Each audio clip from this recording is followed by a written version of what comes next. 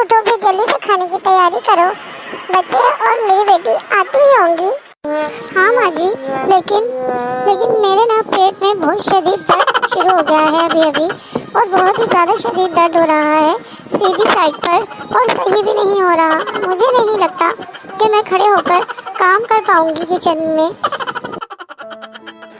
ये तो लगता है बस बहानेबाजी बना रही है ताकि मेरी बेटी आए ना और इसको काम ना करना पड़े।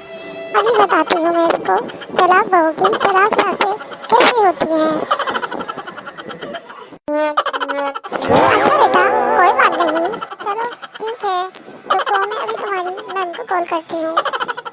हेलो बेटा, और क्या कर रही हो, कैसी हो? वो मैं ये कह रही थी कि तुम्हारी भाभी के पेट में बहुत ही शदीद दर्द शुरू हो गया है और सीधी तरफ शुरू हुआ है। मुझे लगता है इसको हर्निया हो गया है। तो तुम ऐसा करो, जल्दी से अपना सामान बांधो और 2 दिन के लिए यहाँ पर आ जाओ। बेचारी से